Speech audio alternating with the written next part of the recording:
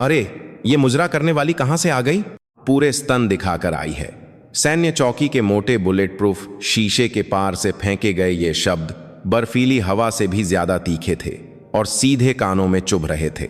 आसमान से रुई के फाहों जैसी बर्फ आशीर्वाद की तरह गिर रही थी, लेकिन पलक झपकते ही बेस के मुख्य द्वार की हवा कीचड़ की तरह चिपचिपी और गंदी हो गई। अदिरा सिंह राठौर ने अपने पहने हुए सनग्लासेस को बहुत धीरे से ठीक किया।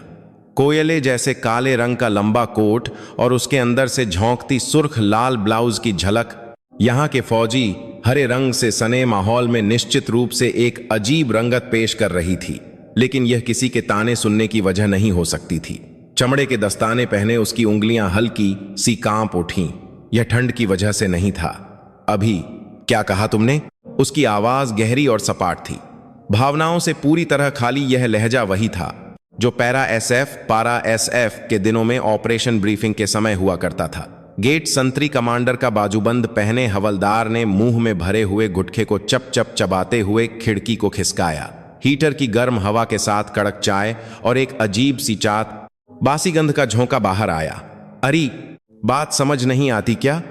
यह सेना का पवित्र इलाका है। कहीं शराब की गंध फैलाते हुए आने की जगह नहीं है ये। और ये कपड़े क्या हैं? मिलने आई हो या धंधा करने? आज नए साल की छुट्टी है, सारे साहब लोग छुट्टी पर हैं। बेकार आई हो। हवलदार की नजरें बेशर्मी से अदिरा की गर्दन और सीने को टटोल रही थीं।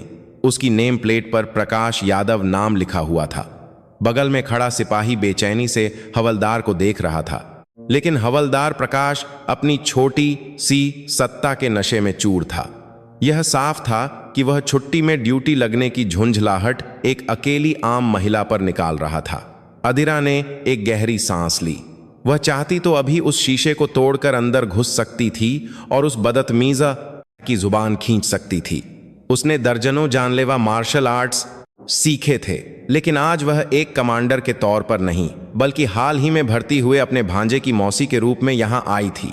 वह अपने भांजे के लिए कोई मुसीबत खड़ी नहीं करना चाहती थी, और यही समझदारी उसकी उबलती हुई वृत्ति को मुश्किल से काबू में रखे हुए थी। मैं आज अपने भांजे से मिलने आई हूं, ब्रावो कंपनी सिपाही रोहन शर्मा। मैं प्रक्रिया के अनुसार अपना पहचान पत्र दिखाऊंगी। गेट कमांडर को रिपोर्ट करो और दरवाजा खोलो। अदिरा ने अपने कोट के अंदर से बटुआ निकालने की कोशिश की, लेकिन हवलदार प्रकाश की व्यंग्यात्मक हंसी ने उसे रोक दिया। ओहो, ये मैडम तो सच में। रिपोर्ट? कैसी रिपोर्ट?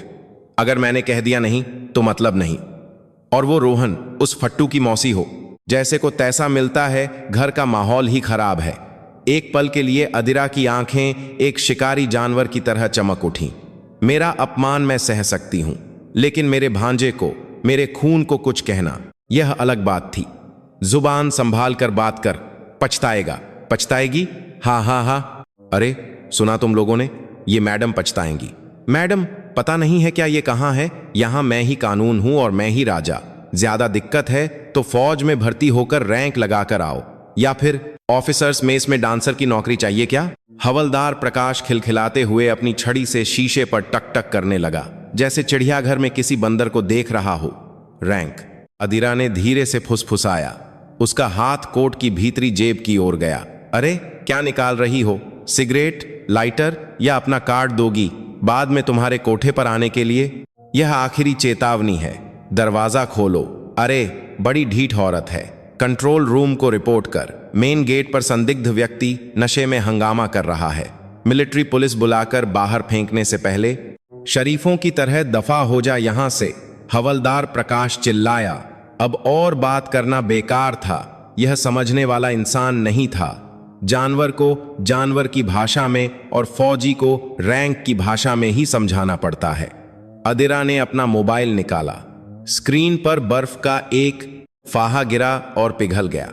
उसने सेव किए हुए एक शॉर्टकट नंबर को दबाया।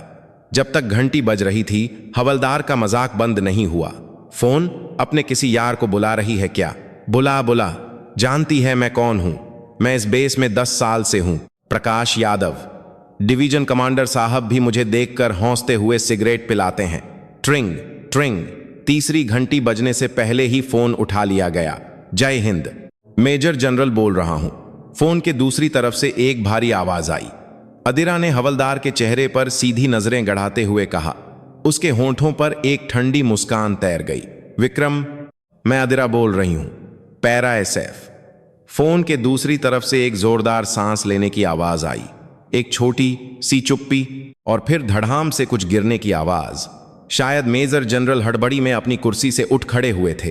अदिरा मैम, अरे कमांडर मैम, अचानक कैसे? आपने पहले बताया होता तो मैं हेलीकॉप्टर भेज देता। हेलीकॉप्टर? वैसे मुझे लगता है कि तुम्हारे हेलीकॉप्टर की जरूरत पड़ेगी। जी, उसका क्या मतलब? मैं अभी तुम्हारे बेस के मेन गेट पर खड़ी हूं। अदिरा की नजरें अभी भी गुटखा चबाते और टेढ़ा खड़े हवलदार प्रकाश पर टिकी थीं। प्रकाश अब भी स्थिति को न समझते हुए जनरल, हाँ हाँ कहकर मुंह बना रहा था, लेकिन तुम्हारा एक आदमी मुझे मुजरा करने वाली कहकर दरवाजे पर रोक रहा है। पूछ रहा है कि क्या मैं स्तन दिखाकर धंधा करने आई हूं और यौन उत्पीड़न तो बोनस में है।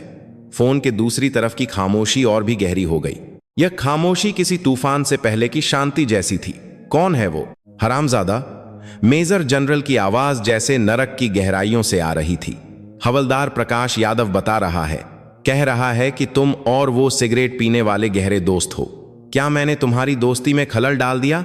मैम, मैं अभी वहां आता हूं। 5 मिनट नहीं, बस 3 मिनट दीजिए। मैं उस पागल कुत्ते को 5 मिनट देता हूं हेलीकॉप्टर से। बर्फबारी बहुत है, ध्यान से आना। अदिरा ने फोन काट दिया और बहुत धीरे से अपना मोबाइल वापस कोट की जेब में रख लिया। हवलदार प्रकाश को अब महसूस हुआ कि माहौल कुछ गंभीर हो गया है। उसने गुटखा चबाना बंद कर दिया और अदिरा को घूरने लगा। क्या? किससे बात कर रही थी? एक्टिंग तो अच्छी कर लेती हो। अदिरा ने जवाब देने के बजाय अपने सनग्लासेस उतार दिए। उसकी तीखी आंखें सामने आ गईं। यह वही आंखें थीं जिन्होंने अनगिनत जंग के मैदानों में दुश्मनों की सांसें रोकी थीं। वह गेट की खिड़की के पास गई और धीरे से फुसफुसाई, हवलदार प्रकाश यादव। उस बर्फीली आवाज के खौफ से हवलदार एक कदम पीछे हट गया। क्या है? नाम लेकर क्यों चिल्ला रही है? अभी अपनी ये बदतमीज जुबान बंद मत करना, बोलते रहना। मैं देखना चाहती हूं कि 5 मिनट बाद भी तुम्हारा मुंह खुलता है या नहीं। दूर से बहुत हल्की सी धड़ धड़ धड़ की आवाज आने लगी थी।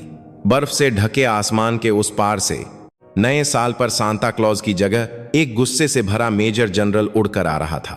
धड़ धड़ धड़ धड़। पहले तो यह किसी जंगली जानवर के रोने जैसी या पहाड़ों से उतरती हवा जैसी आवाज लगी, लेकिन यह आवाज बहुत तेजी से और एक बहुत ही अशुभ लय के साथ हवा के कंपन को बदल रही थी। यह सिर्फ एक आवाज नहीं थी, यह एक भौतिक दबाव था जो जमीन पर जमी बर्फ को भी कंपा रहा था। घड़ी की सुई शाम के 5 बजे को पार कर चुकी थी। सर्दियों के पहाड़ों का सूरज कब का डूब चुका था और भारी बर्फबारी के कारण चारों ओर आधी रात जैसा अंधेरा था। गेट के अंदर की हवा अजीब तरह से बदल गई। हीटर की भुनभुनाहट के बीच यह नियमित धड़कन घुस रही थी।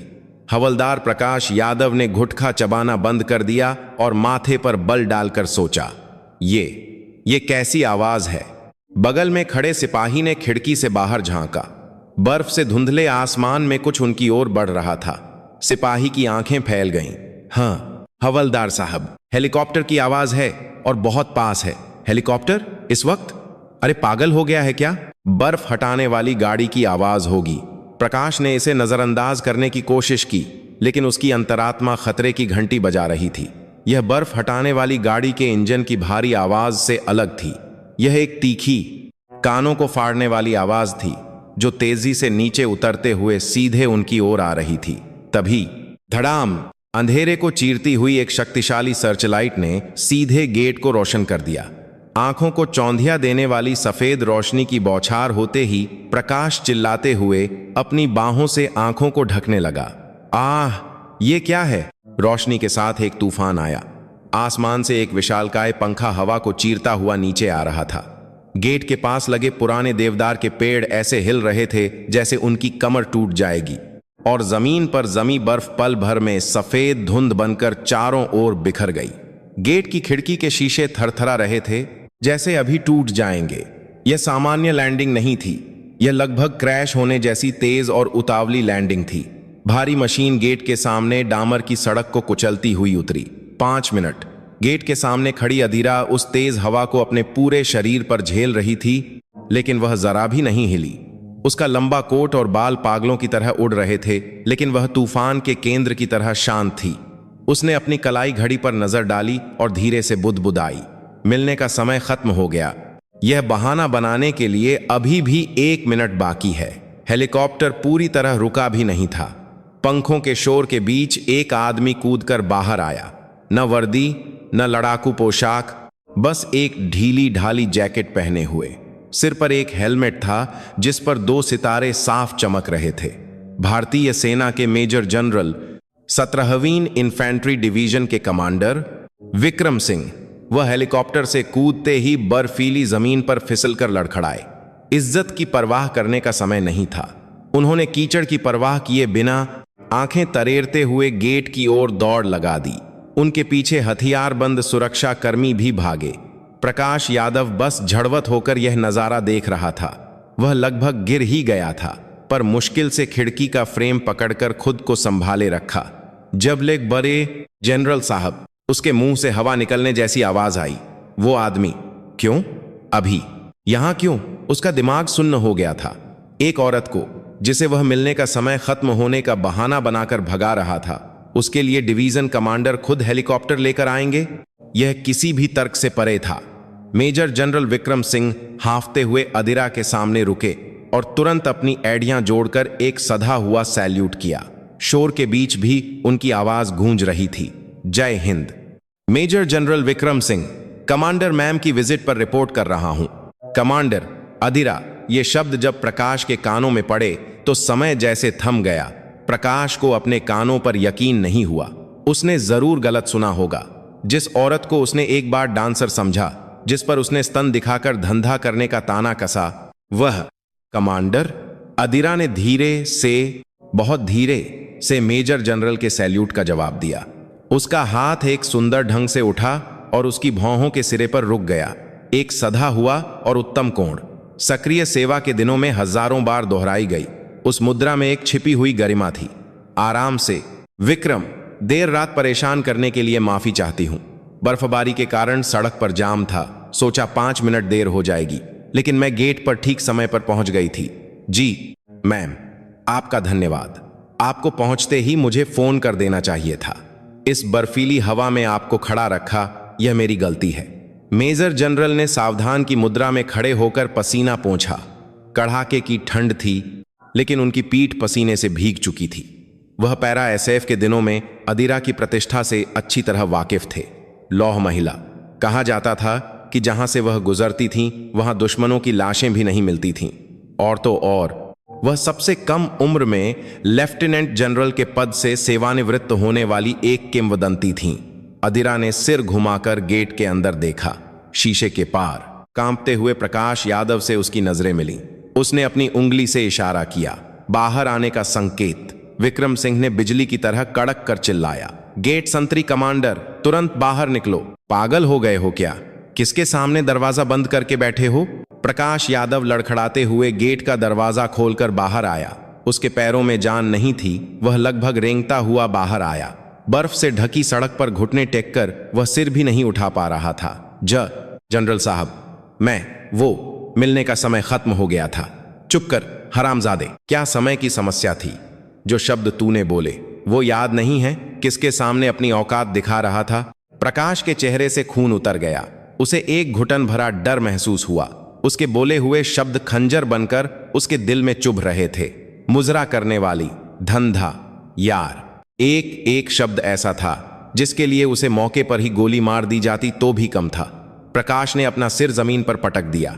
माथा फटकर खून बहने लगा, लेकिन उसे दर्द महसूस नहीं हुआ। मरने लायक गुनाह किया है जनरल साहब, मुझे बख्श दीजिए। मेरी आंखें अंधी हो गई थीं। उनके कपड़े इतने भड़कीले थे कि मैंने उन्हें आम नागरिक समझ लिया था। अदिरा प्रकाश के सामने आकर उकड़ू बैठ गई और चमड़े के दस्ताने पहने हाथ से उसकी ठुड्डी पकड़कर जबरदस्ती ऊपर उठाया। डर से आंसू, पसीने में लथपथ चेहरा सामने आया। तो आम नागरिकों से ऐसा बर्ताव किया जा सकता है। भारतीय सेना के एक एनसीओ की जनता के प्रति यही सोच है। अदिरा की आवाज शांत थी, लेकिन उसमें दबा हुआ गुस्सा उबल रहा था। मैं सिर्फ अपने भांजे से मिलने आई थी, भले ही बर्फबारी के कारण देर से पहुंची। लेकिन मैं सही तरीके से अपनी स्थिति बताकर अनुरोध करने वाली थी, लेकिन तुमने नियमों का बहाना बनाकर मेरा अपमान किया और मेरा यौन उत्पीड़न किया। यह सिर्फ मेरा व्यक्तिगत अपमान नहीं है, इस कड़ाके की ठंड में देश की रक्षा कर रहे सभी सैनिकों के सम्मान पर तुमने कालिख पोती है। गलती हो गई, मैं पागल हो गया था। और एक बात, तुमने कहा था कि 5 मिनट बाद भी तुम्हारा मुंह खुलता है या नहीं, यह देखना चाहते हो। अदिरा ने प्रकाश की ठुड्डी को झटके से छोड़ दिया। प्रकाश जमीन पर गिर गया। गलत थे तुम, तुम्हारा मुंह अब बंद हो जाएगा, हमेशा के लिए। अदिरा अपनी जगह से उठी। उसने अब प्रकाश की ओर देखे बिना विक्रम सिंह की ओर मुंह किया। विक्रम जी, कमांडर मैम, इसे मिलिट्री पुलिस को सौंप दो।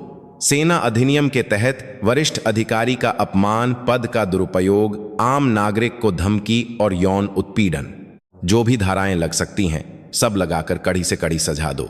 और आज गेट पर ड्यूटी देने वाले सभी को ड्यूटी में लापरवाही के लिए अनुशासनात्मक समिति के सामने पेश करो। समझ गया? मैम, अभी मिलिट्री पुलिस को बुलाकर इसे गिरफ्तार करवाता हूं। मिलिट्री पुलिस, क्या कर रहे हो? इस हरामजादे को तुरंत रस्सी से बांधकर ले जाओ। पीछे खड़े सैनिक दौड़कर आए और प्रकाश को दबोच लिया। प्रकाश ने छटपटाने की कोशिश की, लेकिन वह मजबूत सैनिकों की पकड़ से छूट नहीं सका। जनरल साहब, कमांडर मैम, मुझे बचा लीजिए, मेरे बीवी बच्चे हैं, प्लीज।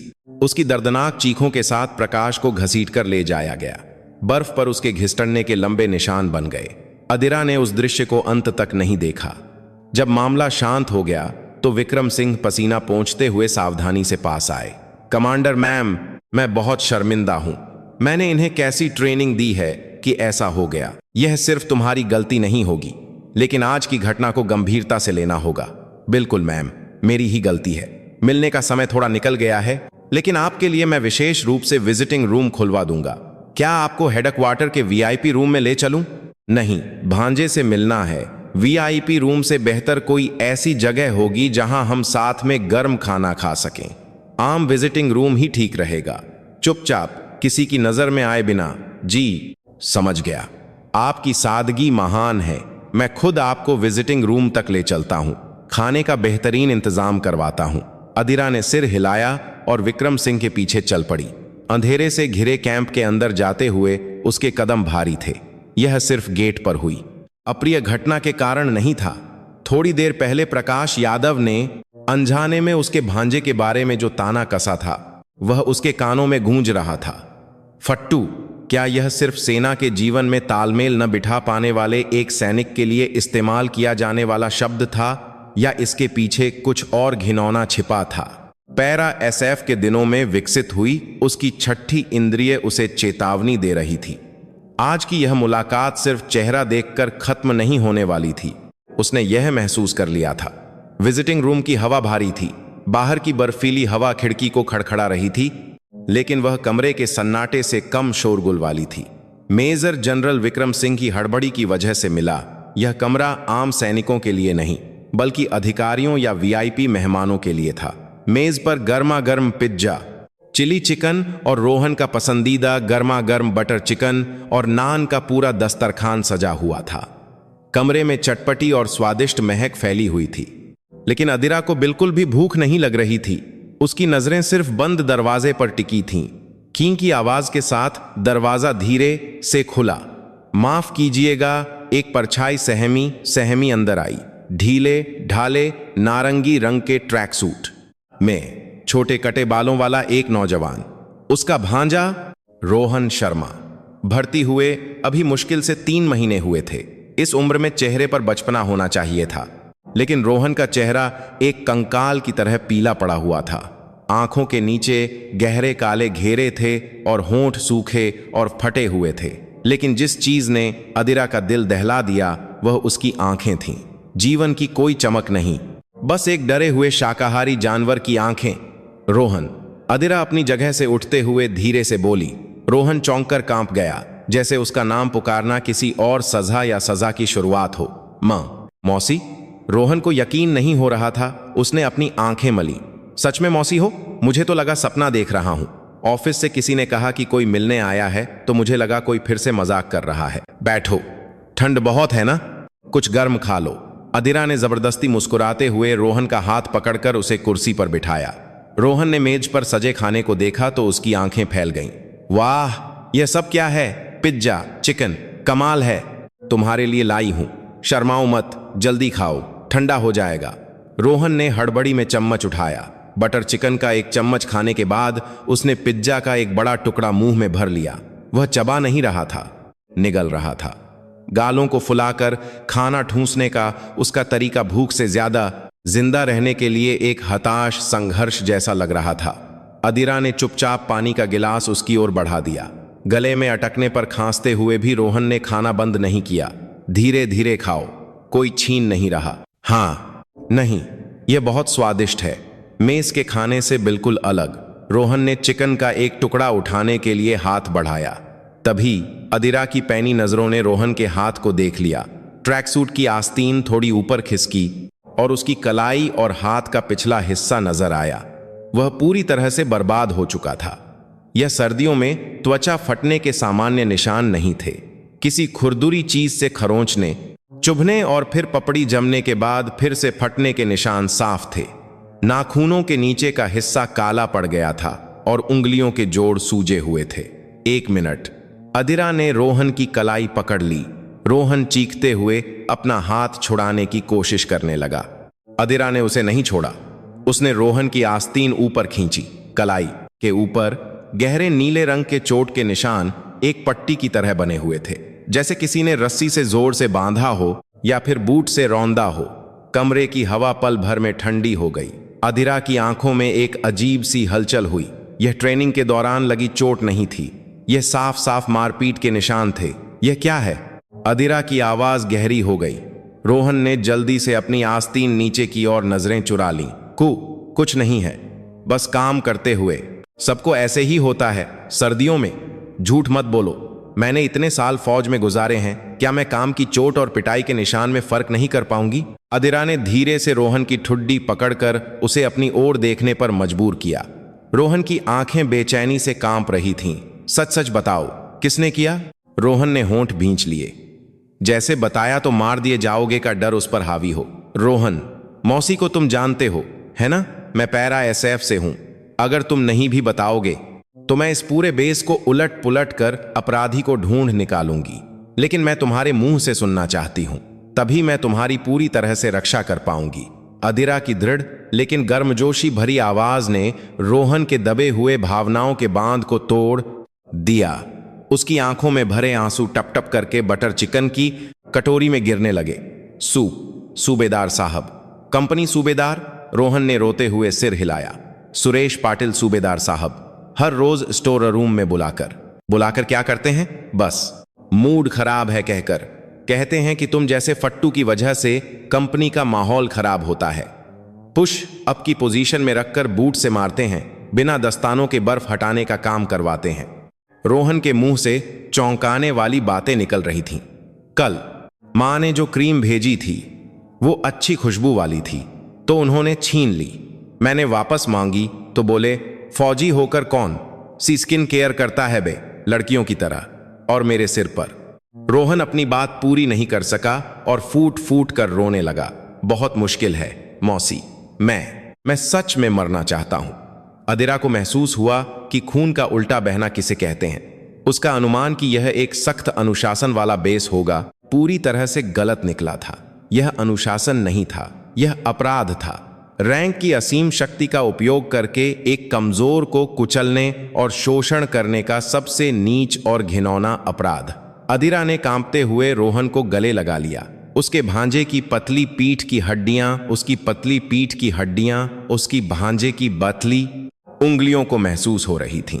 उसके सीने में एक आग का गोला धधक उठा। गेट पर महसूस हुआ गुस्सा तो बस एक ट्रेलर था। वो हरामजादा अभी कहाँ है?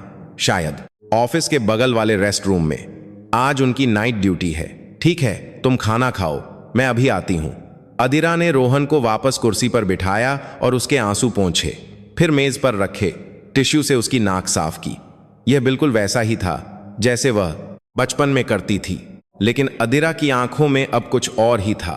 रोहन, मौसी बस अभी एक जगह जाकर आती है, तुम यहीं रहना और खाना खाना, ठीक है? मौसी कहाँ जा रही हो? कोई गड़बड़ मत करना। हमारे सूबेदार साहब बहुत खतरनाक हैं। वो डिवीजन कमांडर साहब के भी खास हैं। रोहन की चिंता भरी बातों पर अधीरा ने एक ठंडी मुस्कान दी। खास? आज उस खास रिश्ते का मैं खात्मा कर दूंगी। अधीरा अपनी जगह से उठी।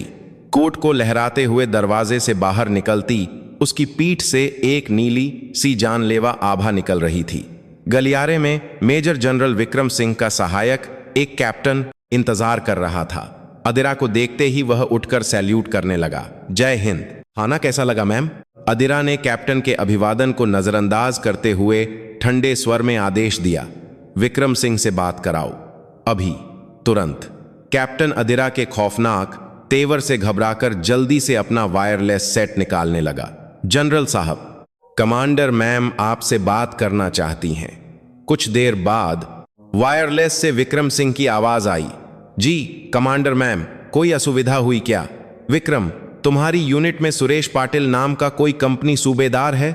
सुरेश पाटिल? जी है, 10 साल से ज्यादा समय से सेवा में है, एक अनुभवी सैनिक है। क्या हुआ मैम? अनुभवी? वही अनुभवी आदमी मेरे भांजे को अपना सैंडबैग समझता है, उसका सामान छीनता है और उसका अपमान करता है। जी यह क्या? ज्यादा बात नहीं करूंगी।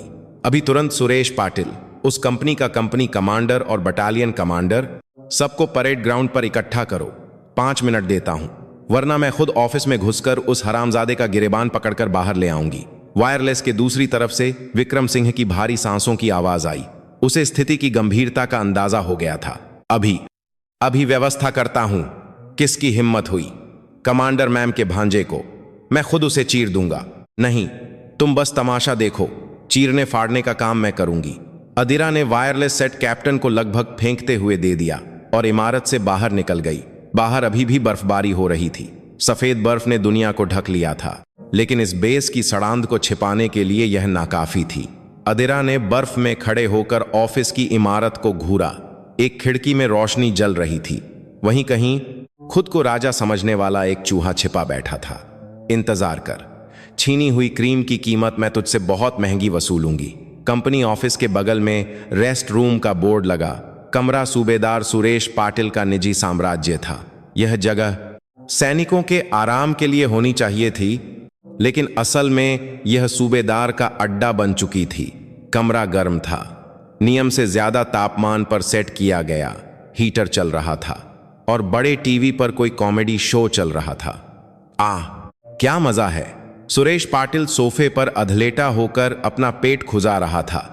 बनियान पहने उसके एक हाथ में रम का गिलास और दूसरे में भुजिया थी। उसके सामने की मेज पर सैनिकों से जब्त किए गए कप नूडल्स और बिस्कुट का ढेर लगा था।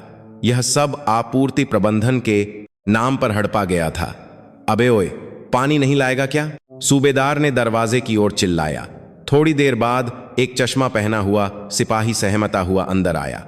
बुलाया था सूबेदार साहब। अबे, मैंने नूडल्स के लिए पानी लाने को कब कहा था? अभी तक नहीं लाया। कामचोर कहीं का। माफ कीजिए साहब, मेस में पानी नहीं आ रहा था, बगल वाली कंपनी से लाना पड़ा। बहाने मत बना, चल ये लगा जरा। सूबेदार ने अपनी ठुड्डी से मेज के कोने की ओर इशारा किया। वहां एक महंगी शीशी में क्रीम रखी थी। यह कल नए भर्ती हुए सिपाही रोहन शर्मा के सामान से मिली थी। ढक्कन खोलते ही एक हर्बल खुशबू फैली। वाह क्या खुशबू है। यह महंगी वाली है, सुना है दिल्ली की बड़ी बड़ी मैम साहब लगाती हैं। सिपाही ने होंठ भींचते हुए क्रीम की शीशी उठाई। यह रोहन को उसकी मां ने दी थी और वह इसे बहुत संभाल कर रखता था। जब रोहन ने इसे वापस मांगा तो सूबेदार ने चप्पल से उसके सिर पर मारा था। यह सोचकर सिपाही का दिल भारी हो गया। क्या कर रहा है? लगा, मेरी पीठ पर मल दे। आजकल त्वचा बड़ी रूखी हो गई है। सूबेदार ने हौंसते हुए अपनी बनियान ऊपर उठाई। उसकी मोटी पीठ की चर्बी हिल रही थी। सिपाही ने कांपते हाथों से क्रीम निकालकर सूबेदार की पीठ पर लगाई। आह क्या ठंडक है। महंगी चीज अच्छी ही होती है। उस फट्टू रोहन की त्वचा पर लगाकर भी क्या फायदा, फौज में यह सब काम नहीं आता। मैं इस्तेमाल कर रहा हूं तो देश की सेवा ही कर रहा हूं, है ना? जी साहब, सिपाही ने जबरदस्ती जवाब दिया। अंदर से उसे गुस्सा आ रहा था, लेकिन वह जानता था कि इस बेस में सूबेदार की नजरों से उतरने का मतलब बाकी की नौकरी जहन्नुम बन जाना है। लेकिन आज बाहर इतना शोर क्यों है? हेलीकॉप्टर जैसी आवाज भी आ रही है। सूबेदार ने टीवी देखते हुए लापरवाही से पूछा, सुना है जनरल साहब अचानक दौरे पर आए हैं। अरे, उस बुढ़े को इस बर्फीली रात में और कोई काम नहीं है क्या? बेकार में। खैर, हमारी कंपनी तक थोड़े ही आएंगे, गेट पर डांट डपट कर चले जाएंगे। सूबेदार ने इसे गंभीरता से नहीं लिया और भुजिया चबाने लगा। वह डिवीजन कमांडर विक्रम सिंह का हम वतन था और इसी वजह से उसे काफी संरक्षण मिला हुआ था। कई बार जांच में फांसने के बावजूद वह कमांडर की मदद से सांप की तरह निकल गया था।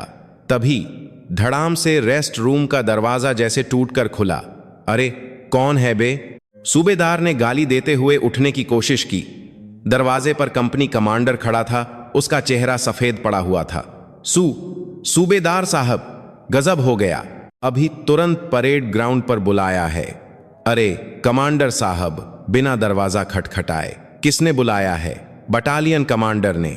आज ड्यूटी अफसर कौन है? जनरल साहब ने। नहीं, जनरल साहब के साथ जो आई हैं उन्होंने। खैर, आपको अभी तुरंत निकलना होगा। पूरी वर्दी पहनने का भी समय नहीं है, बस जैसे हैं वैसे ही चलिए।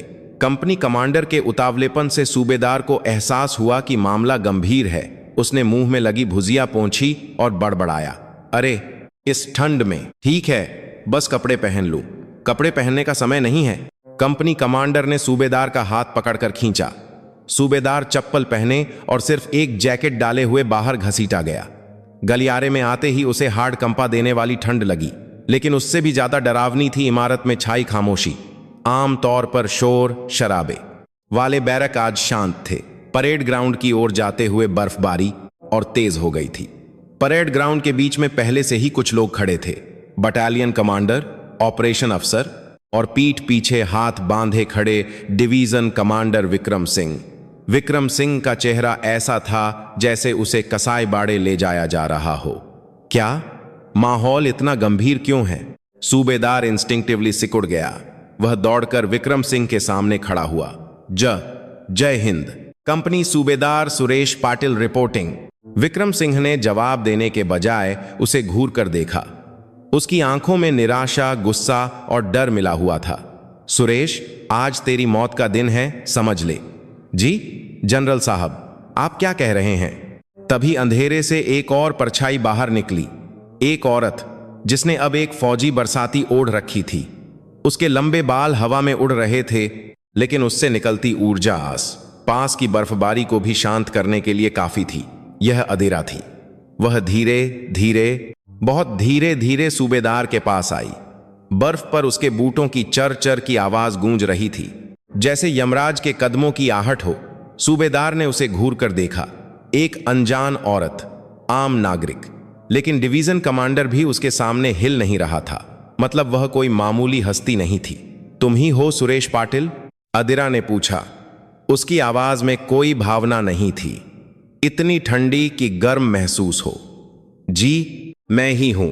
आप कौन हैं? सूबेदार ने पलटकर पूछा। अदिरा ने जवाब देने के बजाय एक कदम और आगे बढ़ाया।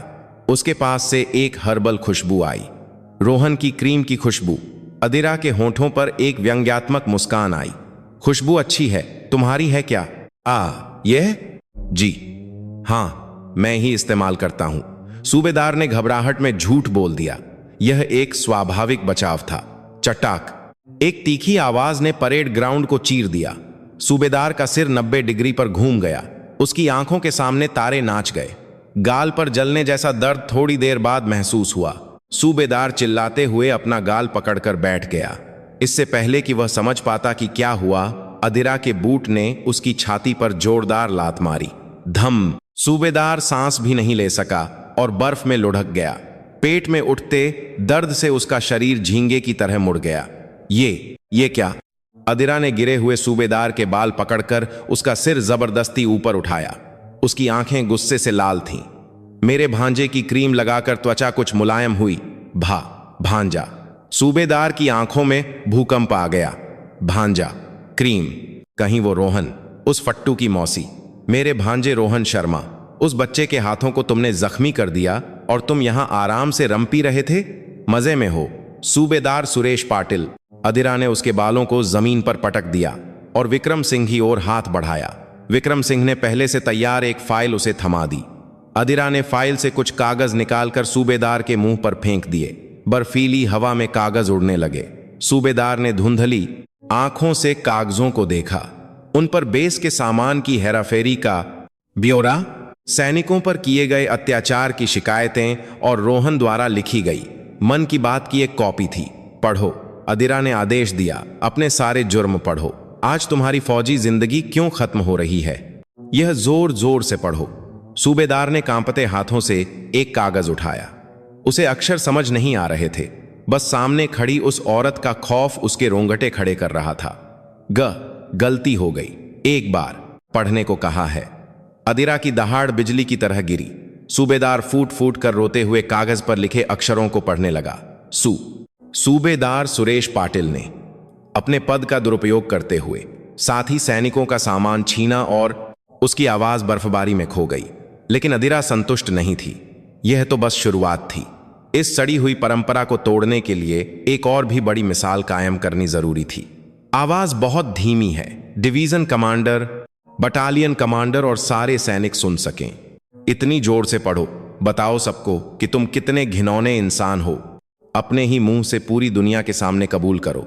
अदिरा ने ठंडी नजरों से सूबेदार को देखा। एक चूहा जाल में फंसकर छटपटा रहा था। वह आज रात इस परेड ग्राउंड को न्याय के मंच में बदलने वाली थी। बर्फ गिरती रही, लेकिन सूबेदार के माथे से बहता पसीना और आंखों के आंसू रुकने का नाम नहीं ले रहे थे। और इस नजारे को दूर ऑफिस की खिड़कियों से हजारों सैनिकों की आंखें देख रही थीं। यह डर के उम्मीद में बदलने का पल था। परेड ग्राउंड पर बर्फीली हवा रुकने का नाम नहीं ले रही थी, लेकिन उस ठंडी बर्फ से भी ज्यादा सर्द और तीखी थी। अदिरा सिंह राठौर की नजरें वह घुटनों पर बैठे सुरेश पाटिल को ऐसे देख रही थी जैसे किसी कीड़े को देख रही हो। सुरेश ने कांपते हाथों से कागजों का मुड़ा तोड़ा गट्ठर पकड़ा हुआ था। उसके होंठ कांप रहे थे। उसे पढ़ना था, लेकिन गला ऐसा रुंधा था कि आवाज नहीं निकल रही थी। पढ़। अदिरा की धीमी आवाज ने उसके कानों पर दस्तक दी। पढ़ता हूं। सूबेदार सुरेश पाटिल ने मेस में आने वाले राशन के सुअर के मांस में से हर हफ्ते 5 किलो निकालकर बाहर के ढाबे पर बेचा। सुरेश की आवाज धीमी पड़ गई। परेड ग्राउंड के चारों ओर अंधेरे में फुसफुसाहट होने लगी। बैरकों की खिड़कियों पर सैनिक चिपके हुए इस दृश्य को देख रहे थे। उनके लिए सुरेश एक आतंक का प्रतीक था, लेकिन इस पल वह एक दयनीय अपराधी से ज्यादा कुछ नहीं था। आवाज धीमी है। जब तू सुअर का मांस चुराकर बेचता था तब तो बड़ी हिम्मत थी, और जोर से बैरक के आखिरी कोने में खड़े सिपाही तक आवाज जानी चाहिए। सूबेदार सुरेश पाटिल ने राशन का मांस चुराकर निजी फायदा कमाया। इसके अलावा सर्दियों में हीटिंग के लिए आने वाले तेल को अपनी निजी गाड़ी में भरवाया और बचे हुए तेल को। सुरेश ने चीखते हुए पढ़ा। शर्म से उसका चेहरा लाल पीला हो रहा था। गबन, धोखाधड़ी, अत्याचार, वसूली, एक के बाद एक जुर्म की सूची यह साबित कर रही थी कि वह एक सैनिक से ज्यादा एक बाजारी गुंडा था। बगल में खड़े मेजर जनरल विक्रम सिंह का चेहरा काला पड़ गया। उसने सोचा था कि यह सिर्फ सैनिकों को परेशान करने का मामला होगा, लेकिन यह तो बेस के फंड तक पहुंचने वाला एक बड़ा घोटाला था। एक कमांडर के तौर पर वह निगरानी में हुई चूक की जिम्मेदारी से बच नहीं सकता था। हरामजादा, मैंने तुझ पर भरोसा किया और तू पीठ पीछे यह सब कर रहा था। विक्रम सिंह से रहा नहीं गया और उसने दौड़कर सुरेश की टांग पर लात मारी। धम्म की आवाज के साथ सुरेश एक तरफ गिर गया। जनरल साहब, एक बार माफ कर दीजिए, मेरी गलती हो गई। चुप कर। मेरी इज्जत पर कालिक पोत दी तूने। सेना की संपत्ति पर हाथ डाला। विक्रम सिंह अपनी कुर्सी बचाने के लिए और भी ज्यादा गुस्सा दिखाने लगा। अदिरा ने इस भद्दे नाटक को ठंडी नजरों से देखा और हाथ उठाकर उसे रोक दिया। बस, ड्रामा बंद करो। अदिरा के एक शब्द पर विक्रम सिंह रुक गया और सहम गया। अदिरा गिरे हुए सुरेश के पास गई। उसने अपनी कमर से कुछ निकाला। यह एक चमकता हुआ फोल्डिंग चाकू था। सुरेश डरकर पीछे हटने लगा। Commander ma'am. चाकू क्यों? डरो मत, अपना हाथ गंदे खून से नहीं रंगूंगी। अदिरा ने सुरेश की जैकेट का कॉलर पकड़ा और बिना किसी हिचकिचाहट के उसके कंधे पर लगे रैंक के इंसिग्निया पर चाकू चला दिया। चर्र की आवाज गूंजी। उसने सुरेश का गला नहीं, बल्कि उसके कंधे पर लगे रैंक के बिल्ले को काटा था। सूबेदार का रैंक इंसिग्निया बर्फ पर गिर गया। सुरेश पाटिल आज इसी वक्त से तुम एक सैनिक नहीं हो। अदिरा का फैसला सुना दिया गया था। तुम्हें देश ने जनता की रक्षा के लिए शक्ति दी थी, लेकिन तुमने उसका इस्तेमाल बेबस सैनिकों को सताने और अपना पेट भरने में किया। तुमने एक सैनिक के सम्मान को कलंकित किया है और पवित्र रक्षा कर्तव्य को गंदा किया है। इस गुनाह की सजा बहुत कठोर होगी। अदिरा ने विक्रम सिंह की ओर देखा। विक्रम, कानूनी प्रक्रिया तुम पूरी करो। तुरंत इसे पद से हटाओ, गिरफ्तार करो और मिलिट्री जेल भेजो, और इसे नौकरी से बर्खास्त करके इसकी पेंशन और ग्रेच्युटी भी रद्द करो। गबन की गई पूरी रकम सरकारी खजाने में जमा होनी चाहिए। समझ गया मैम। कानून के तहत इसे सबसे कड़ी सजा दी जाएगी।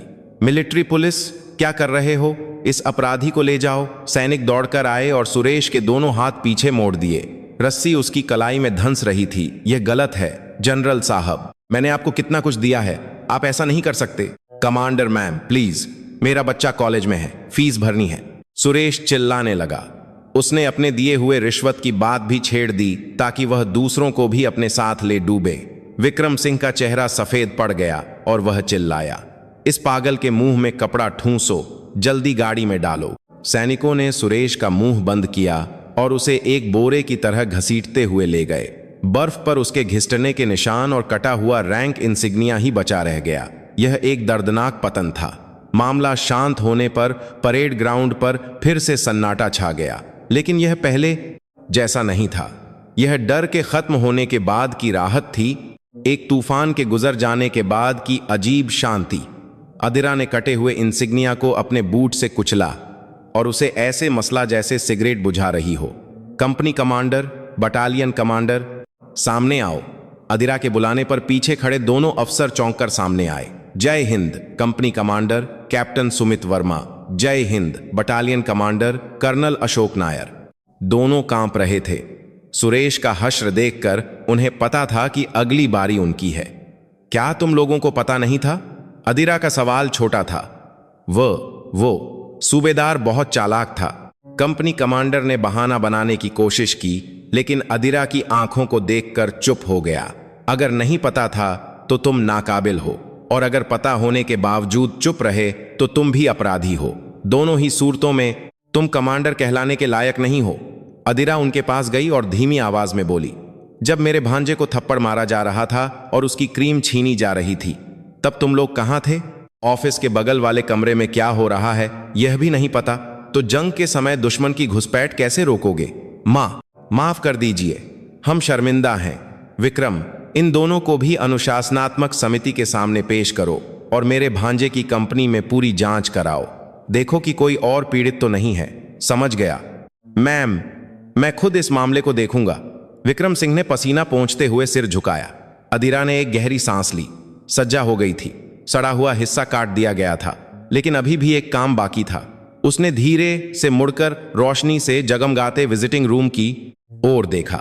वहां दुनिया का सबसे सहमा हुआ बच्चा रोहन इंतजार कर रहा था।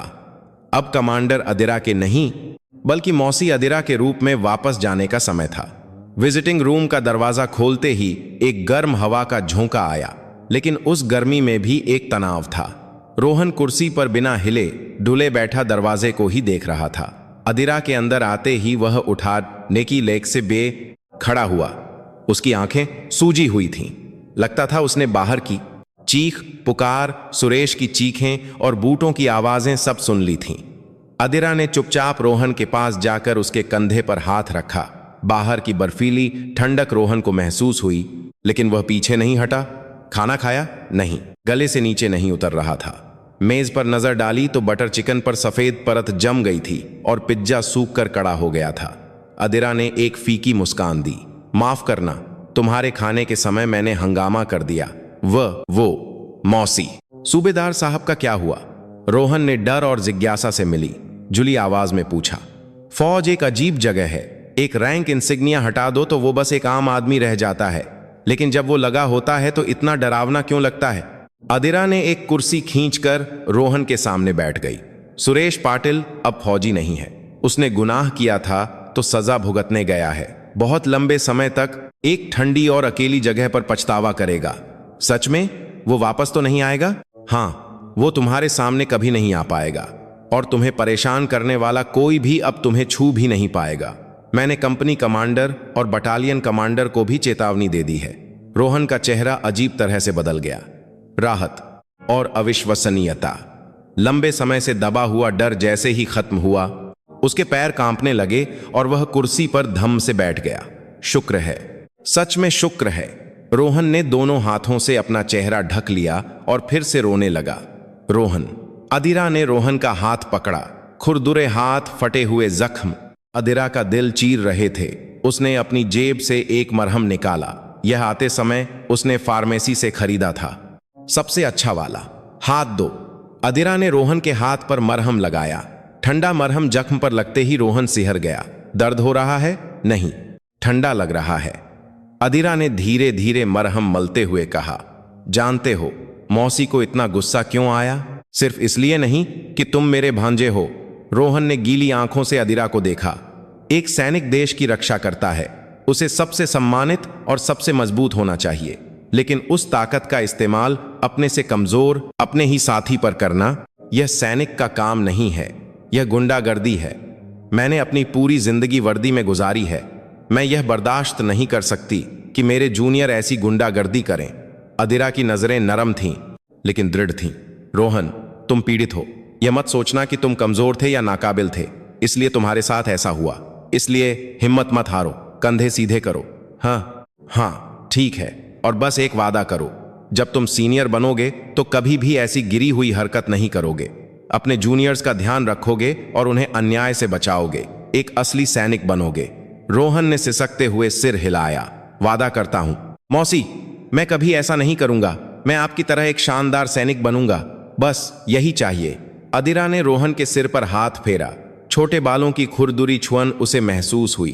जो भांजा कल तक बच्चा लगता था, वह आज वर्दी पहनकर इतना बड़ा हो गया था। यह सोचकर उसे गर्व और दुख दोनों हुआ। चलो अब खाना खाते हैं। ठंडा हो गया है, लेकिन ताकत के लिए खाना जरूरी है। कहूं किसी को बटर चिकन गर्म कर देगा? नहीं, ऐसे ही खा लूंगा। आपके साथ खा रहा हूं तो सब कुछ स्वादिष्ट लगेगा। रोहन ने हिम्मत से चम्मच उठाया।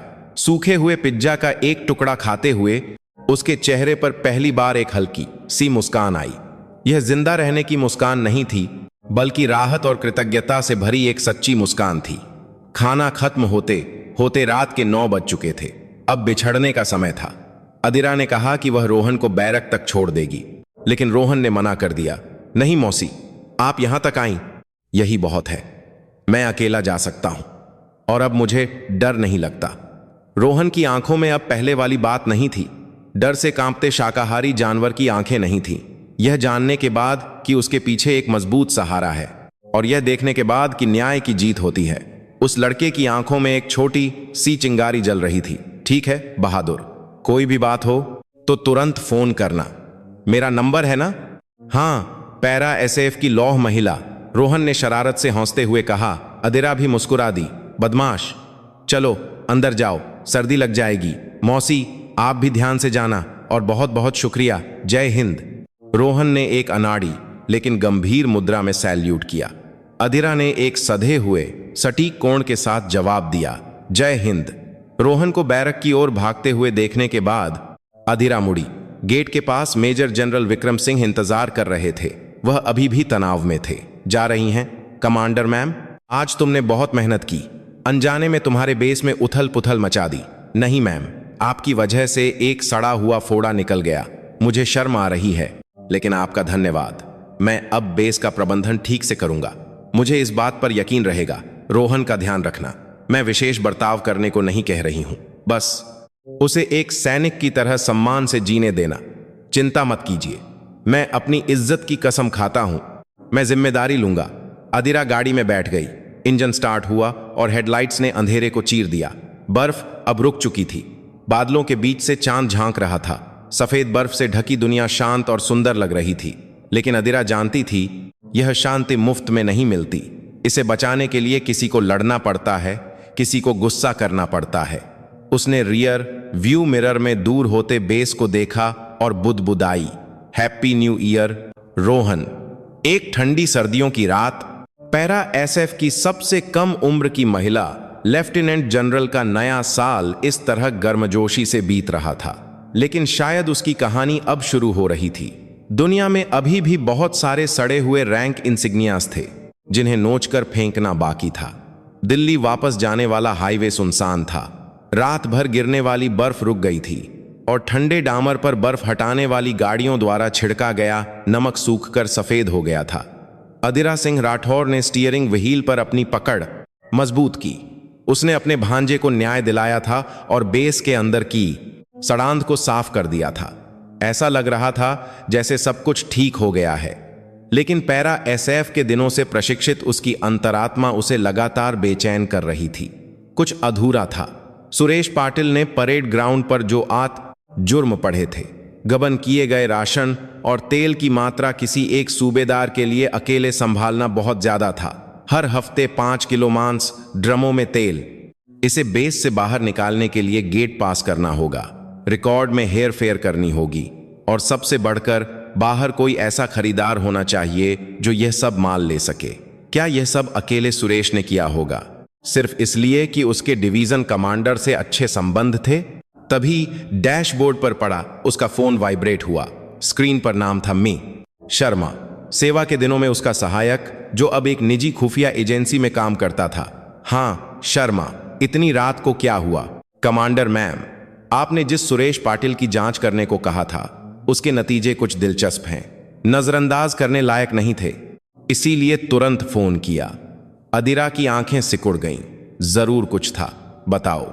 सुरेश पाटिल के बैंक खाते बहुत कुछ कहते हैं। एक सैनिक की तनख्वाह से इतना खर्च करना नामुमकिन है, लेकिन हर महीने के अंत में एक बड़ी रकम एक अज्ञात खाते में ट्रांसफर हो रही थी।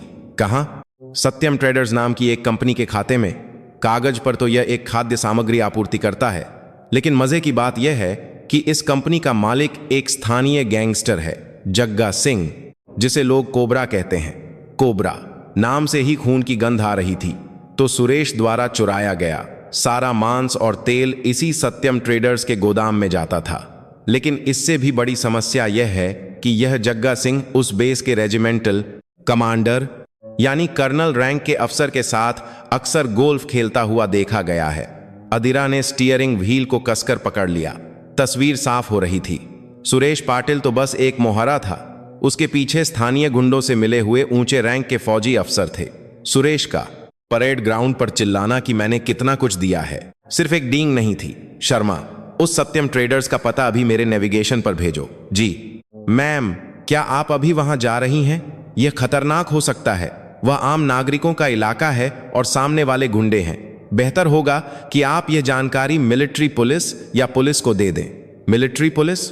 जब रेजिमेंटल कमांडर ही मिला हुआ है तो जांच ठीक से होगी, मामला दबा दिया जाएगा, सुरेश को सजा होगी और ऊपर वाले कह देंगे कि उन्हें कुछ नहीं पता था। मैं ऐसा होते हुए नहीं देख सकती।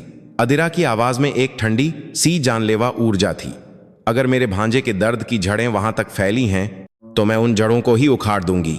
पता भेजो, मैं अभी गाड़ी घुमा रही हूं। आपको कोई नहीं रोक सकता मैम। ठीक है, मैंने पता भेज दिया है, लेकिन याद रखिएगा, हथियार का इस्तेमाल बिल्कुल मत कीजिएगा। आम नागरिकों के खिलाफ मामला बहुत बड़ा हो जाएगा। चिंता मत करो। कचरा साफ करने के लिए गोली बर्बाद करना ठीक नहीं है। अदिरा ने फोन काटा और गाड़ी को सड़क के किनारे रोक दिया और जोर से यू टर्न लिया। दिल्ली की ओर जाती लाल बत्तियां गायब हो गईं और एक बार फिर अंधेरे में डूबी सड़क पर हेडलाइट्स की रोशनी फैल गई। 1 घंटे बाद अदिरा की गाड़ी एक सुनसान इलाके के पुराने गोदामों के पास पहुंची। जंग लगे लोहे के गेट पर सत्यम ट्रेडर्स का बोर्ड लटका हुआ था। गोदाम के अंदर से हल्की रोशनी आ रही थी और मांस और तेल की मिली जुली गंध नाक में चुभ रही थी। अदिरा ने गाड़ी दूर खड़ी की और बाहर निकली।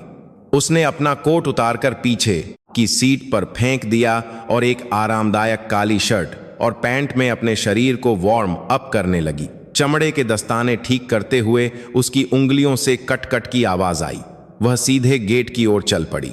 गेट पर 2 हट्टे कट्टे आदमी सिगरेट पीते हुए बातें कर रहे थे। यार, आज जो माल आया है उसकी हालत खराब क्यों है? सुरेश सूबेदार आजकल काम ठीक से नहीं कर रहा। सही कहा, भाई से कहकर उसकी मरम्मत करवानी पड़ेगी। उन्हें अभी तक सुरेश की गिरफ्तारी की खबर नहीं थी। अदिरा उनके सामने चली गई। उसकी हील्स की आवाज ने सन्नाटे को तोड़ा। कौन है बे ये औरत? एक आदमी ने सिगरेट फेंकते हुए अदिरा का रास्ता रोका। उसके चेहरे पर चोट का निशान था। ए औरत, यहां मांस नहीं बिकता। रास्ता भूल गई है, निकल यहां से। अदिरा ने बिना किसी भाव के उसे देखा। जग्गा सिंह है अंदर। उन आदमियों के चेहरे बिगड़ गए। पागल हो गई है क्या? हमारे भाई का नाम ले रही है। अरे इसे ऐसे ही मत जाने दो, थोड़ा खेलकर भेजते हैं। वे हौंसते हुए अदिरा की ओर बढ़े।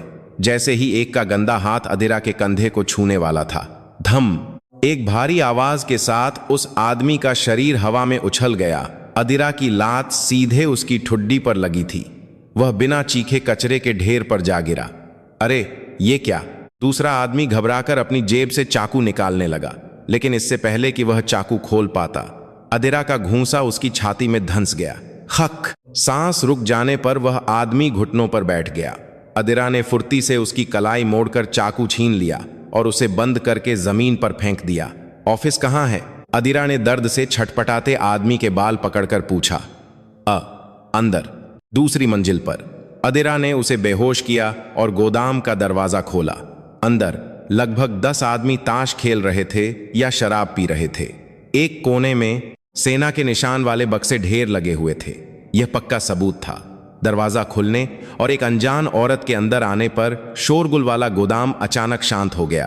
कौन है तू? बीच में बैठा एक आदमी, जिसकी गर्दन तक सांप का टैटू बना हुआ था, धीरे से उठा। यह कोबरा जग्गा सिंह था। अदिरा के होंठों पर एक ठंडी मुस्कान आई। चोरी का माल खरीदने वाले को पकड़ने आई हूं। तुम लोगों की पूंछ इतनी लंबी हो गई थी कि मेरे पैरों में उलझ रही थी। गोदाम की हवा एक खींचे हुए तीर की तरह तनावपूर्ण हो गई। कोबरा जग्गा सिंह ने मुंह में चबा रहा चखना जमीन पर थूका और अदिरा को ऊपर से नीचे तक घूरा। चोरी का माल? कहां से आई है बे तू?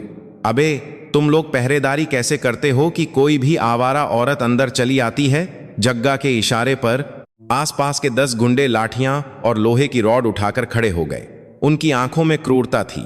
कोई आम औरत होती तो डर कर बैठ जाती, लेकिन अदिरा ने अपनी गर्दन को दाएं बाएं घुमाकर वार्म अप किया। बातें बहुत करते हो, आज मैं थकी हुई हूं, जल्दी खत्म करते हैं। अदिरा की चुनौती पर एक गुंडा चिल्लाते हुए दौड़ा। मरना है क्या तुझे? घन। लोहे की रॉड अदिरा के सिर की ओर आई, लेकिन अदिरा ने उसके रास्ते को पहले ही पढ़ लिया था। उसने थोड़ा झुककर वार से बचा और हमलावर के करीब चली गई। धम, अदिरा की कोहनी ने गुंडे की ठुड्डी पर वार किया। गुंडा अपनी जुबान काटकर पीछे गिर गया। अदिरा ने गिरते हुए गुंडे की रॉड छीन ली। अब हथियार उसके हाथ में था। अगला। अदिरा की ठंडी घोषणा पर गुंडे हिचकिचाए। यह औरत मामूली नहीं है। अब उन्हें स्थिति की गंभीरता का एहसास होने लगा था। लेकिन जग्गा ने पीछे से चिल्लाया, क्या कर रहे हो हरामजादो? एक औरत को नहीं पकड़ सकते? सब एक साथ हमला करो, मार डालो इसे। बॉस के आदेश पर 5 लोग एक साथ दौड़े। अदिरा की आंखें तेजी से चमकीं। यह पैरा एसएफ के दिनों की रोज की ट्रेनिंग थी। उसके लिए यह वार्म अप भी नहीं था। टन टन लोहे की रॉड और लाठियों के टकराने की आवाज गूंजने लगी। अदिरा एक नृत्य की तरह अपने लचीले शरीर से हमलों से बच रही थी। उसकी हर हरकत सधी हुई थी। कम से कम हरकत में दुश्मन के कमजोर अंगों पर वार करना, जोड़ों को तोड़ना और संतुलन बिगाड़ना। आह, मेरी टांग! उफ! चीखें लगातार गूंजने लगीं। 1 मिनट से भी कम समय में जमीन पर कराहते हुए गुंडे पड़े थे। अदिरा की सांस भी नहीं फूली थी। उसने हाथ में पकड़ी मुड़ी हुई रॉड को जमीन पर फेंक दिया। अब सिर्फ जग्गा सिंह और उसके 2 करीबी बचे थे। जग्गा के चेहरे से आत्मविश्वास गायब हो गया। उसने अपनी कमर से एक बड़ा रामपुरी चाकू निकाला। तू कौन है? पुलिस? सीबीआई? भारतीय सेना की एक सेवानिवृत्त सैनिक। अदिरा ने छोटा सा जवाब दिया और धीरे धीरे जग्गा की ओर बढ़ने लगी। वो सेना के बक्से और तेरी तिजोरी में रखी दोहरी बही खाता, मैं वही लेने आई हूं। सैनिकों का हक मारकर और मेरे भांजे जैसे बच्चों को भूखा रखकर अपना पेट भरने में मजा आता है? चुप कर कुतिया। जग्गा चाकू लहराते हुए दौड़ा। एक गुंडे के सरगना के तौर पर उसका चाकू चलाने का तरीका माहिर था। चाकू की धार अदिरा के पेट के पास से गुजरी। उसकी शर्ट का एक बटन कट गया, लेकिन अदिरा पीछे नहीं हटी। उसने जग्गा की कलाई पर निशाना साधा। जैसे ही चाकू दोबारा आया, अदिरा ने झपटकर जग्गा की कलाई को पकड़ा और उल्टी दिशा में मोड़ दिया। कड़ाक! हड्डी टूटने की आवाज के साथ जग्गा ने चाकू छोड़ दिया। अदिरा ने तुरंत जग्गा की टांग पर वार करके उसे घुटनों पर बिठाया और उसका हाथ पीछे मोड़कर उसे काबू में कर लिया। कहां गई वो हिम्मत? कोबरा कहता है खुद को, केंचुए से भी बदतर है। अदिरा ने जग्गा का सिर जमीन पर पटक दिया। बही, खाता कहां है? मुंह, मुझे नहीं पता, मार डाल मुझे। ठीक है, किसी का पेट फाड़ना तो मेरा काम नहीं है, लेकिन एक एक करके उंगलियां तोड़ना मुझे अच्छी तरह आता है। अदिरा ने जग्गा की पहली उंगली पकड़कर धीरे धीरे पीछे मोड़ना शुरू किया। ठीक है, बताता हूं। ऑफिस में मेज के नीचे तिजोरी में पासवर्ड 7788 है। जग्गा दर्द से हार गया और सब कुछ उगल दिया। अदिरा ने उसे बेहोश किया और ऑफिस की ओर चल पड़ी। मेज के नीचे तिजोरी खोलने पर नोटों के बंडल और एक मोटी बही खाता मिला। अदिरा ने बही खाता खोला। जैसा सोचा था वैसा ही था। सुरेश पाटिल के नाम के साथ साथ उससे ऊपर जुड़े हुए कई और नाम थे और सबसे ऊपर सबसे ज्यादा रकम के साथ एक नाम लिखा था। 34वीं डिवीजन पहली रेजिमेंट के कमांडर कर्नल अजय राणा। अदिरा की आंखें ठंडी पड़ गईं। रेजिमेंटल कमांडर, जो बेस के संसाधनों और सैनिकों की भलाई के लिए जिम्मेदार होता है, वह स्थानीय गुंडों के साथ मिलकर सेना का सामान बेच रहा था। यह सिर्फ भ्रष्टाचार नहीं, देशद्रोह के बराबर था। अदिरा ने फोन निकालकर बही, खाते की तस्वीरें लीं और शर्मा को भेज दी। शर्मा, देख लिया, असली कॉपी मैं ला रही हूं। यह सारे सबूत रक्षा मंत्रालय की जांच एजेंसी और मीडिया को एक साथ भेज दो। कल सुबह की हेडलाइन यही होनी चाहिए। वाह मैम, आपने तो बहुत बड़ी मछली पकड़ी है। आप संभाल लेंगी? वो लोग चुप नहीं बैठेंगे। संभालना वो उन्हें पड़ेगा। उन्होंने गलत छत्ते में हाथ डाला है, मैंने नहीं। अदिरा ने बही, खाता अपने पास रखा और गोदाम से बाहर निकल गई। जमीन पर अभी भी गुंडे कराह रहे थे। उसने उनकी ओर देखे बिना अपनी गाड़ी की ओर कदम बढ़ाए। गाड़ी में बैठकर इंजन स्टार्ट करते ही रेडियो पर क्रिसमस कैरल बजने लगा। शांत रात, पवित्र रात। अदिरा मुस्कुराई। आज की रात बिल्कुल भी शांत नहीं थी, लेकिन इस हंगामे की वजह से कल से रोहन और बाकी सैनिक थोड़ी और गर्म और पेट भरी सर्दियां बिता पाएंगे। उसने एक्सीलेटर दबाया। अब बस एक काम बाकी था। इस घिनौनी खाद्य श्रृंखला के शिखर पर बैठे व्यक्ति रेजिमेंटल कमांडर अजय राणा को नीचे खींचना। दिल्ली जाने के बजाय उसकी गाड़ी एक बार फिर बेस की ओर नहीं, बल्कि कमांडर के सरकारी क्वार्टर की ओर मुड़ गई। रात अभी बाकी थी। सेना के अधिकारियों के क्वार्टर वाला अपार्टमेंट कॉम्प्लेक्स सन्नाटे में डूबा हुआ था। स्ट्रीट लाइट की रोशनी बर्फ से ढके लॉन को रोशन कर रही थी और ज्यादातर घरों की बत्तियां बुझ चुकी थीं। लेकिन एक इमारत की ऊपरी मंजिल पर कर्नल अजय राणा के क्वार्टर के लिविंग रूम में अभी भी रोशनी जल रही थी। कर्नल राणा एक गिलास में महंगी व्हिस्की डालते हुए बेचैनी से टहल रहे थे।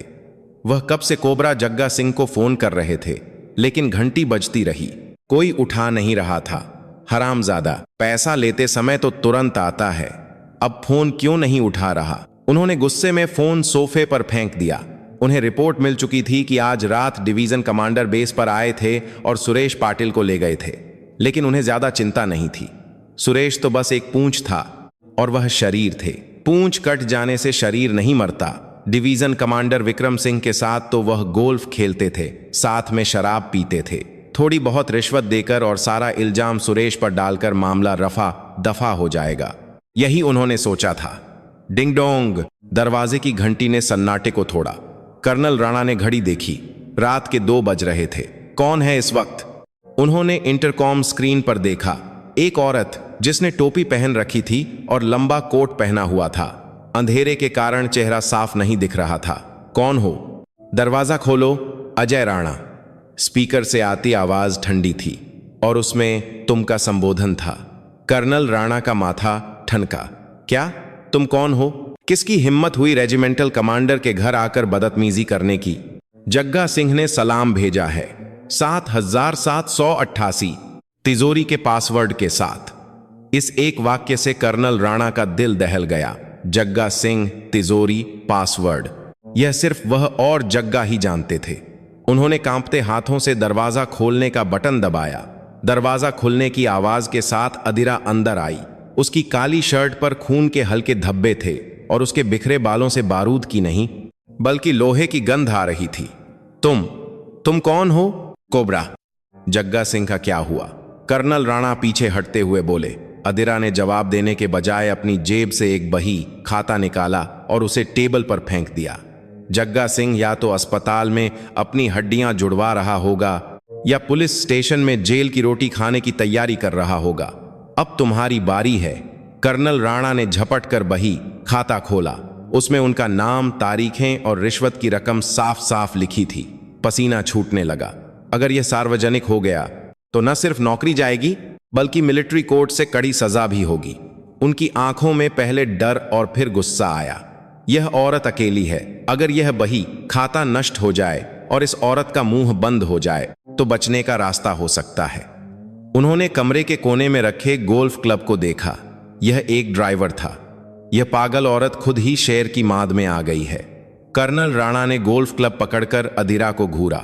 यह मुझे दो और तुम यहां से जिंदा बाहर नहीं जाओगी। घन। कर्नल राणा ने पूरी ताकत से गोल्फ क्लब घुमाया। लोहे का क्लब हवा को चीर रहा था, लेकिन अदिरा ने पलक भी नहीं झपकाई। वह वार से बची नहीं बल्कि एक कदम आगे बढ़ी। उसके बाएं हाथ ने कर्नल के हाथ की कलाई को अंदर से पकड़ा। उसी समय उसके दाहिने हाथ की हथेली ने कर्नल की ठुड्डी पर जोरदार वार किया। धम। कर्नल का सिर पीछे गया और गोल्फ क्लब हवा में उड़ता हुआ जमीन पर गिर गया। अदिरा ने लड़खड़ाते कर्नल का गिरेबान पकड़कर उसे सोफे पर फेंक दिया। शेर की माद? हंसने वाली बात है। यह तो बस एक चोर का अड्डा है। अदिरा ने सोफे पर पड़े कर्नल की छाती पर अपना घुटना रख दिया। उफ, छोड़ दो, मैं तुम्हें पैसे दूंगा। कितने चाहिए? इस बही खाते में जो लिखा है उससे 2 गुना दूंगा। कर्नल राणा गिड़गिड़ाने लगा। थोड़ी देर पहले की हिम्मत गायब हो चुकी थी। अदिरा ने उसे ठंडी नजरों से देखा। पैसे? जो पैसे तुमने चुराए हैं वो सैनिकों के खाने की थाली से आए हैं। कड़ाके की ठंड में देश की रक्षा करने वाले बच्चों के हिस्से का मांस और हीटिंग का तेल है वो। उसे खाकर तुम्हारा पेट भरता है। गलती हो गई, एक बार माफ कर दो। मेरा एक दोस्त रक्षा मंत्रालय में है। तुम जानती नहीं मैं कौन हूं? जानती हूं, एक कचरा। अदिरा ने कर्नल की बात काटी और अपनी जेब से फोन निकाला। स्पीकर फोन ऑन करते ही दूसरी तरफ से एक भारी आवाज आई। जी, रक्षा मंत्रालय जांच एजेंसी, मेजर बोल रहा हूं। हमने मौके पर धावा बोल दिया है। दरवाजा खोलिए। उसी समय दरवाजा टूटकर खुला और मिलिट्री पुलिस के अफसर अंदर घुस आए। उनके पीछे सफेद चेहरे के साथ मेजर जनरल विक्रम सिंह भी थे। राणा, तुमने सच में? विक्रम सिंह टेबल पर पड़ी बही, खाता, गोल्फ क्लब और काबू में किए गए कर्नल को देखकर निशब्द हो गए। विक्रम, तुम्हारे मातहतों को संभालने की क्षमता वाकई शून्य है। रेजिमेंटल कमांडर गुंडों के साथ मिलकर सेना का सामान बेच रहा था और तुम्हें पता भी नहीं चला। अदिरा ने अपना घुटना हटाया और उठ खड़ी हुई। अफसर दौड़कर आए और कर्नल राणा को हथकड़ी पहना दी। तुम जानते नहीं मैं कौन हूं? जनरल साहब, मदद कीजिए। कर्नल राणा चिल्लाया, लेकिन विक्रम सिंह ने मुंह फेर लिया। सबूत साफ थे और अदिरा ने सीधे रक्षा मंत्रालय की टीम को बुलाया था। इसका मतलब था कि अब कुछ नहीं हो सकता। ले जाओ इसे, एक एक पैसा वसूल करना। अफसर उसे घसीटते हुए ले गए। जाते जाते कर्नल राणा अदिरा को गालियां देता रहा, लेकिन अदिरा ने उसकी ओर देखा भी नहीं। वह लिविंग रूम की खिड़की के पास गई और पर्दा हटाया। सुबह की नीली रोशनी शहर को ढक रही थी। यह एक लंबी रात थी। गेट पर हुई बहस से लेकर सुरेश की गिरफ्तारी, गुंडों का सफाया और फिर रेजिमेंटल कमांडर की गिरफ्तारी तक, एक रात में घटी घटनाएं किसी फिल्म की तरह उसकी आंखों के सामने से गुजर गईं। कमांडर मैम, मैं शर्मिंदा हूं। विक्रम सिंह ने पास आकर सिर झुकाया। माफी गलत इंसान से मांग रहे हो, मुझसे नहीं, अपने सैनिकों से मांगो। और रोहन, अदिरा ने अपना कोट लहराते हुए दरवाजे से बाहर कदम रखा। कल से बेस के मेस में खाने की थाली में मांस ठीक से परोसा जा रहा है या नहीं, इस पर मेरी नजर रहेगी।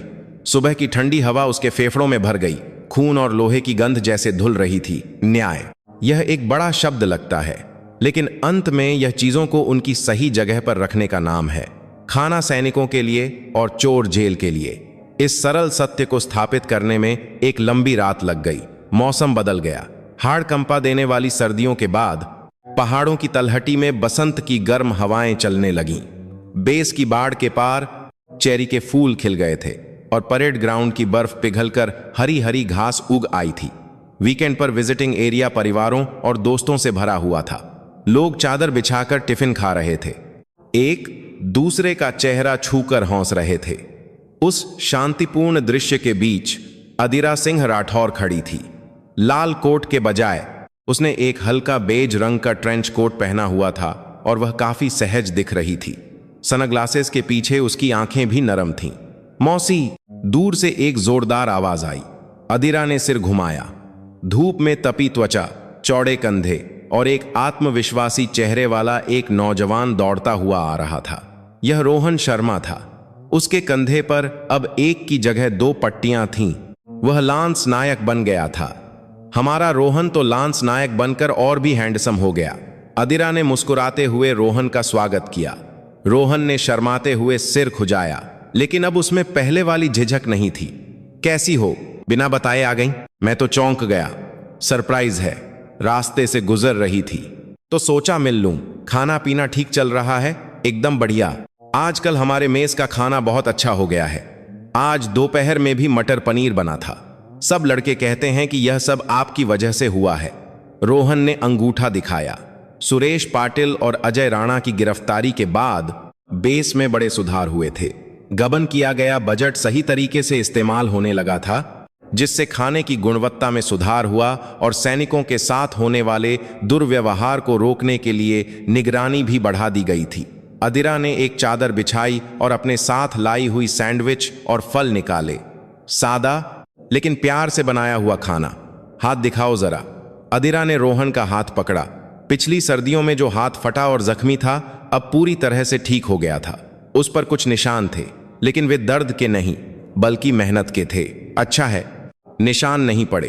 अब काम करते समय दस्ताने जरूर पहनना। अब तो अफसर लोग भी बहुत ध्यान रखते हैं। माहौल सच में बहुत अच्छा हो गया है। रोहन ने सैंडविच खाते हुए कहा। वो खबर सुनी? सुरेश सूबेदार को 5 साल की जेल हुई है और कर्नल को 7 साल की। हाँ, जो जैसा करेगा वैसा भरेगा। और वो जग्गा सिंह गैंगस्टर भी गिरफ्तार हो गया है। अब सारे बुरे लोग साफ हो गए हैं। सच में किसी फिल्म जैसा लगता है। मेरी मौसी। पैरा SF की किंवदंती। रोहन ने सम्मान भरी नजरों से अदिरा को देखा। अदिरा ने मुस्कुराते हुए उसके कंधे पर थपकी दी। किंवदंती नहीं, बस एक भांजे की मौसी। दोनों चेरी के फूलों से ढके परेड ग्राउंड को देखते हुए बातें करने लगे। ट्रेनिंग की बातें, गर्लफ्रेंड बनाने की इच्छा, रिटायर होने के बाद क्या करना है जैसी आम और साधारण बातें। पिछली सर्दियों के उस दिन से यह बिल्कुल अलग था जब उसने डरते हुए आंसू भरे पिज्जा खाए थे। रोहन: हाँ मौसी, फौज की जिंदगी मुश्किल है ना? चाहे कितनी भी अच्छी हो जाए, फौज तो फौज ही है। अदिरा के सवाल पर रोहन ने कुछ देर सोचा और सिर हिलाया। मुश्किल तो है। ठंड लगती है, गर्मी लगती है, नींद आती है, कभी कभी घर जाने का मन करता है। रोहन मुस्कुराया। लेकिन सहा जा सकता है। सिर्फ मैं ही तो मुश्किल में नहीं हूं। मेरे साथ मेरे दोस्त हैं, बाहर मेरा परिवार है जो मेरा हौसला बढ़ाता है। और सबसे बढ़कर रोहन ने अदिरा को सीधे देखा। यह जानना कि मेरे पास रक्षा करने के लिए कुछ है, यह एक बहुत अच्छी भावना है। अब मुझे थोड़ा थोड़ा समझ में आ रहा है कि आपने अपनी पूरी जिंदगी वर्दी में क्यों बिताई। अदिरा का दिल भर आया। जो बच्चा कल तक छोटा था, वह आज एक असली सैनिक बन रहा था। उसने रोहन के सिर पर हाथ फेरा। बड़ा हो गया मेरा बच्चा, तो अब मौसी को चिंता करने की जरूरत नहीं है। बिल्कुल नहीं। अब मैं पैरा SF की लौह महिला के भांजे की तरह बेस्ट सोल्जर का खिताब भी जीतूंगा और सेक्शन कमांडर भी बनूंगा। आप देखती रहना। मिलने का समय खत्म हो रहा था। घोषणा होते ही निराश चेहरे वाले सैनिक उठने लगे। अदिरा ने चादर समेटी। चलो अंदर जाओ, अगली छुट्टी पर कुछ अच्छा खिलाऊंगी। हाँ मौसी, आप भी ध्यान से जाना और हमेशा के लिए। शुक्रिया। रोहन ने एक बार फिर सैल्यूट किया, एक सधा हुआ सटीक सैल्यूट। अदिरा ने भी जवाब में सैल्यूट किया। जय हिंद। रोहन को बैरक की ओर भागते हुए देखकर अदिरा गाड़ी में बैठ गई। गाड़ी स्टार्ट करके बेस से बाहर निकलते समय रियर व्यू मिरर में लहराता हुआ तिरंगा दिखा और उसके नीचे शांति से ट्रेनिंग करते हुए सैनिक। पिछली सर्दियों का तूफान गुजर चुका था। सड़ी हुई टहनी को काटने के बाद नई कोपलें फूट आई थीं और वह जमीन और भी मजबूत हो गई थी। अदिरा ने खिड़की खोली। फूलों की भीनी भीनी खुशबू अंदर आई। उसने अपने सनग्लासेस ठीक किए। अब वह अपनी सामान्य जिंदगी में वापस जा रही थी। लेकिन अगर कभी कोई फिर से न्याय को चुनौती देगा और किसी कमजोर को सताएगा तो वह बिना किसी हिचकिचाहट के फिर से अपना कोट पहनकर सामने आ जाएगी। पैरा एसएफ की सबसे कम उम्र की महिला लेफ्टिनेंट जनरल अदिरा सिंह राठौर की जंग अभी खत्म नहीं हुई थी, लेकिन अभी के लिए इस शांतिपूर्ण बसंत का आनंद लेने का समय था। गाड़ी चेरी के फूलों की सुरंग से गुजरकर खुली सड़क पर तेजी से दौड़ने लगी। उसके होठों पर एक हल्की सी मुस्कान थी। यह वाकई एक अच्छा दिन था।